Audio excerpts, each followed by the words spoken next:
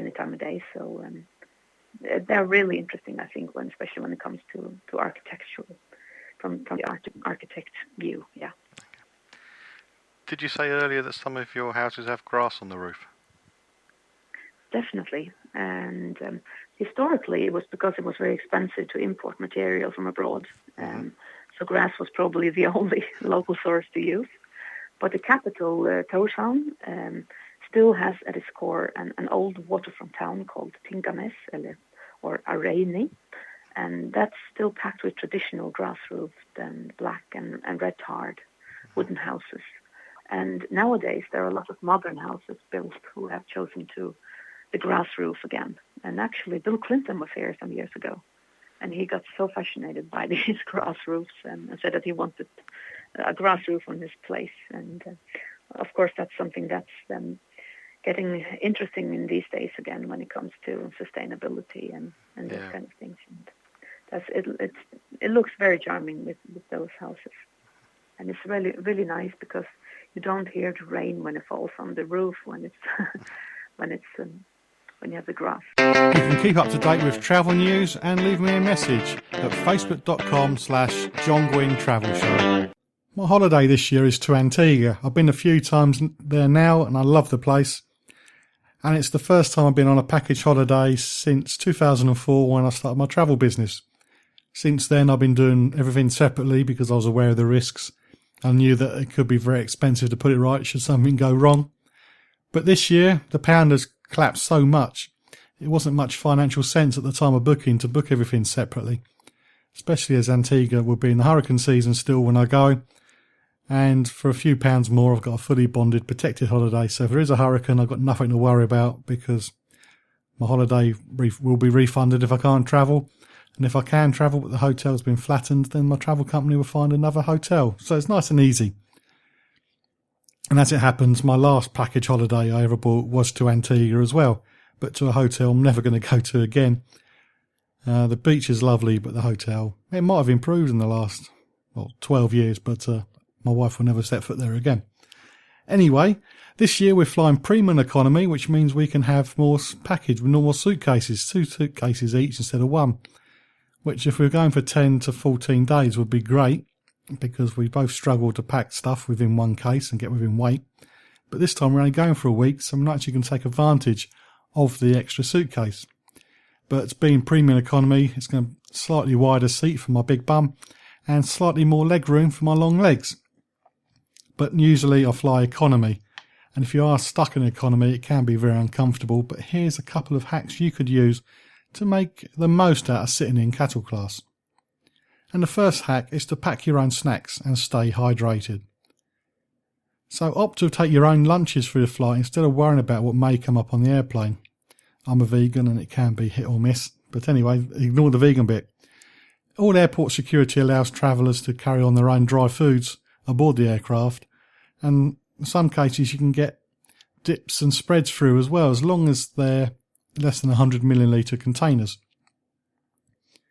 Also, recycled aircraft air is well known for being dry, so instead of paying an arm and a leg for water once you get airside, take a water bottle with you. Airports such as Luton do have water fountains. I'd use a water bottle with a filter built in if I were you, because sometimes the taps can get a little bit manky. And don't forget, on most airlines there's access to water too, but a filter will always help, I believe, I'm not an expert in this, to make sure the water's less yucky for when you drink it. It makes me feel better anyway. So hack number 1 is take your own snacks and stay hydrated. The second hack is to make sure that you exercise throughout your trip. Because for me anyway, in economy, I'm stuck in a tight seat. It's no fun. My knees hurt, my back aches, people recline, I've got less leg room. And sitting in the same position for hours at a time is bad news. So you need to find a way of working out while you're on your flight. So while sitting, twirl your feet, pump them up and down, or pull your knees up to your chest. For the upper body, roll your neck, bending forwards in your seat, obviously if you've got enough room. If somebody's reclining, I will have no room. Or move your shoulders up and down in circles. Because these moves will help you to stay limber through your flight, and it'll fight off the effects of fatigue. If you've been limbered up and you've done a bit of exercise, and you'll be better for the exercises, and you'll be more refreshed when you land, as opposed to somebody who's just sat there staring at the screen for 7 or 8 hours. What about you? Do you have any little tips that you use to make economy class more bearable for your flights? If you feel generous enough to share them, please post my economy tips at facebook.com/John Guinn Travel Show. As you know, the featured destination this week is the Faroe Islands, and we're now going to move on to the last section of my interview with the representative, because I'm not going to try and do her name again, representative of the Faroe Islands Tourist Board. As a destination, are the Faroe Islands a place for children? And if so, what's the ideal itinerary for somebody who's going there for 7 days with their family? Well, there are plenty of things to do. Again, of course, it depends on what the children are like to do, but you can go fishing, you can go on boat trips, and in old boats, made of wood, and you can go to Mykines, the westernmost islands, to see puffins. That's a very popular thing to do. And you can go to the aquaria and see the fish that's swimming around the islands. And well, it's definitely something that's different from playing computers and iPads and so on. But if you're up to that, you can still, and you want to play computers at night, you can still do that, because Wi-Fi is very common here in these islands. So there are plenty of things to do, and we see that. We also hear that we hear from the families that come here that they just feel that they get closer together when they're here, because they can go out into nature and do things that they don't normally do in their busy towns and so on. So that's a break up from the stressful every day again. Yeah, it sounds the ideal family holiday. Yeah. Just spend some time together. Exactly. You've already said about how clean the ocean is around you, but when you go diving, what can you see under the water? Well, it's actually because of the relative constant water temperatures and varied seabed of the Faroe Islands allows for a wide area of marine fauna, from sea cucumbers and sea urchins and starfish and mussels and crabs and a lot of other different things. And there are also several small caves to explore. There's one called Heljar a cave at Højvik, and that's a small, colorful cave in shallow water that divers can explore. And also an exciting diving exploration is the British trawler Lincoln City near Tórshavn Harbour, which sank during the Second World War. That's one of the popular ones as well. And so there is. I'm not a diver myself. I never dived, but it's said to be a spectacular scenery and topography, both on land and beneath the water, where you can explore all these rocky drop-offs and seaweed forests and deep gullies and grottos and gentle slopes. And it's just, it looks very nice when I see it on the videos, and people are very excited about it when they dive there. And actually, you can dive there all throughout the year. It doesn't have to be in the summertime. So that's one of the interest groups that we believe will increase in the future.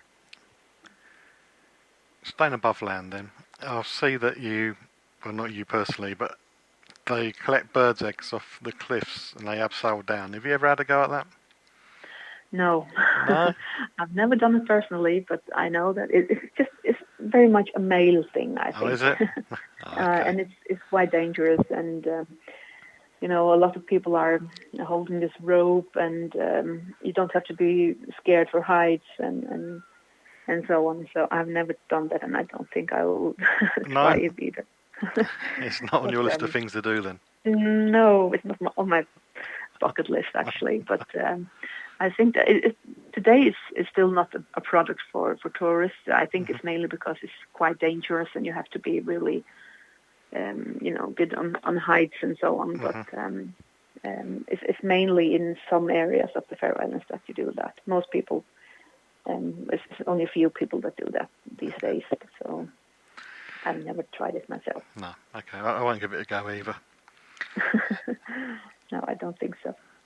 A couple wants to go away to the Faroe Islands for a long weekend. What should they do? What are the must-dos for a few days? Again, of course, it depends on your interests.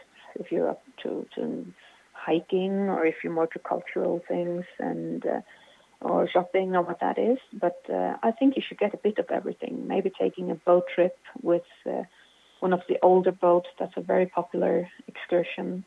You should go to see some of the beautiful architectural houses, like the Nordic house that has a lot of concerts. It's a cultural house in the city of Tórshavn.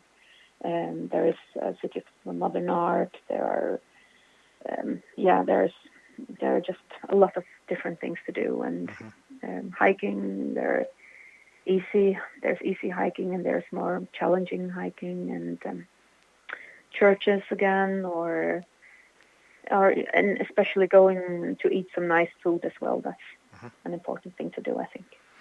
Okay. Go hiking, build up an appetite, and then eat lots of food. Okay. Yeah, that's a good thing. Should visitors from the UK use tour operators and travel agents, or is it quite easy to book direct? Well, I think it depends on how people tend to book. Some people book themselves generally, and some book, by tour operators, and some generally book individually. And I think that's the same for the Faroe Islands. And you can find everything on the internet, but some people prefer to go via incoming bureaus, and we have 2 incoming bureaus here in the Faroe Islands as well. Mm-hmm. So again, it depends on what you prefer to do. So, yeah. But it's easy enough to book direct.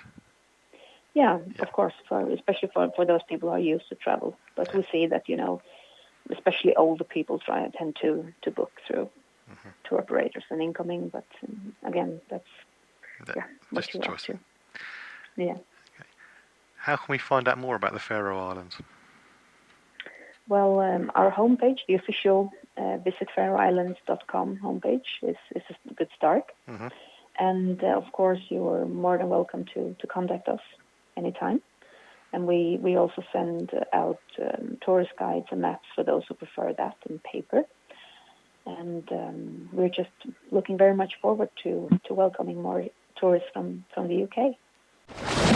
Hey Dave, it's your round, mate. Yeah, my throat's drier than the Gobi Desert. All right. Beers all round, yeah?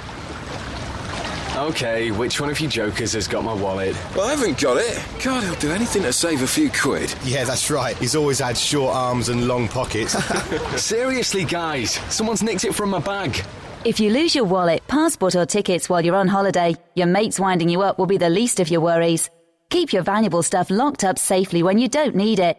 And if you're on the beach or by the pool, only take the cash you need. For more information, go to gov.uk/knowbeforeyougo or follow us on Facebook or Twitter. Checking it out before you check in on the John Guinn Travel Show on ukhealthradio.com.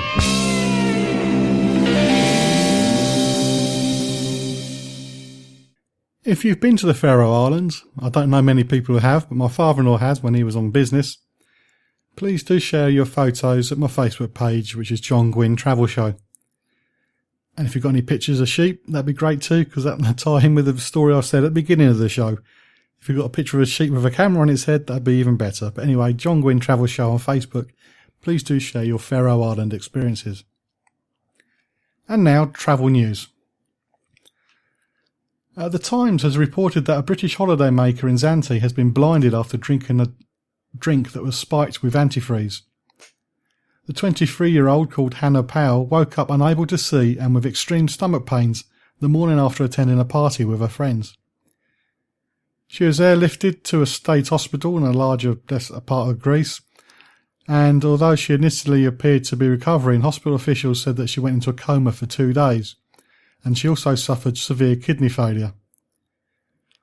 Doctors at the hospital told the Times that Powell was being kept under strict supervision at a special kidney unit until her transfer back to the UK for specialist medical treatment.